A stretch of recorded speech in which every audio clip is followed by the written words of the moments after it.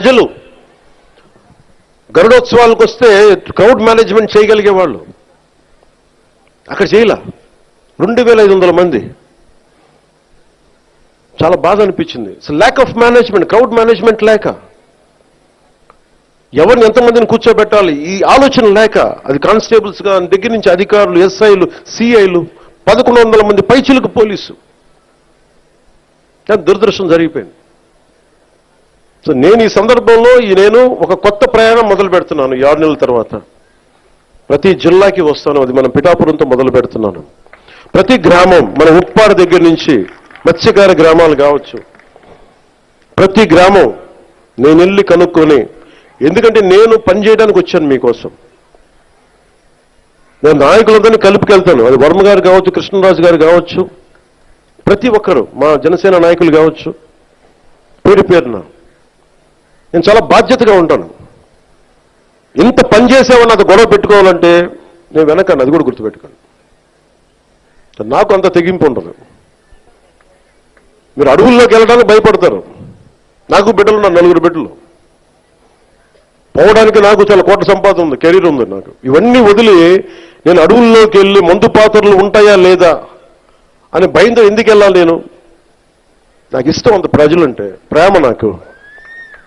ఎంతసేపు కూర్చొని శ్రీశ్రీ కవితలు చదివి, బాలగంగాధర్ కవితలు చదివి అవి ఉటంకించడానికి నేను ఒక స్టేజ్ మీద, నేను కవిని కాదు, నేను పనిచేసేవాడిని. విప్లవకారుడు రాజకీయ నాయకుడు అయితే ఎలా ఉంటుంది, అలాగే ఉంటుంది. విప్లవకారుడు తుపాకీ పట్టుకోకుండా ఓటు నమ్మితే ఎలా ఉంటుంది, ఇలాగే ఉంటుంది. నా డబ్బు మీద మమకారం లేదు, పేరు మీద ఇష్టం లేదు, బాధ్యతే ఉంది నాకు.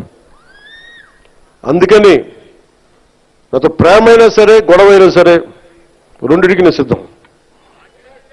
అందుకని దయచేసి నేను డబ్బుకు ఆశపడో, పేరుకు ఆశపడో, నాకు భగవంతుడు కావాల్సినంత పేరు ఇచ్చాడు, అవసరమైనంత డబ్బు ఇచ్చాడు.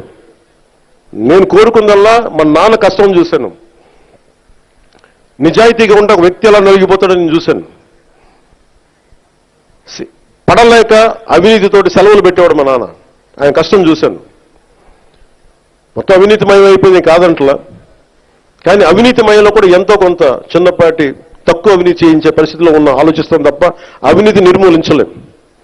నేను అదే కోరుకుంటా ఉన్నాను, బాధ్యతగా ఉండాలి. అందుకని నేను మీ అందరికీ పేరు పేరున సంక్రాంతి శుభాకాంక్షలు చెప్పడానికి మనసు రావట్లేదు. మీరు ఆనందంగా ఉండాలి ఈ శుభ సందర్భంలో మనస్ఫూర్తిగా కోరుకుంటూ, నాకు ముఖ్యమంత్రి గారికి, గౌరవ ముఖ్యమంత్రి గారికి, శ్రీ నారా చంద్రబాబు నాయుడు గారికి చాలా అద్భుతంగా ఆయన సహకారం అందిస్తూ ఉన్నారు. వారికి నా ధన్యవాదాలు తెలియజేస్తా ఉన్నాను. 2,08,000 కోట్ల పెట్టుబడిని మాకు ఇచ్చినందుకు ప్రధానమంత్రి శ్రీ నరేంద్ర మోదీ గారికి మనస్ఫూర్తిగా నా ధన్యవాదాలు. భారతీయ జనతా పార్టీ కార్యకర్తలకి, నాయకులకి, మహిళలకి, తెలుగుదేశం పార్టీ నాయకులకి, మహిళలకి, కార్యకర్తలకి, జన సైనికులకి, వీర మహిళలకి, ప్రతి ఒక్కరికి పేరు పేరున నా హృదయపూర్వక ధన్యవాదాలు. మీ అందరికీ శుభాకాంక్షలు తెలియజేసుకుంటూ, మరోమారు అధికార యంత్రాంగం అందరికీ కూడా మనస్ఫూర్తిగా ధన్యవాదాలు తెలియజేసుకుంటా ఉన్నాను.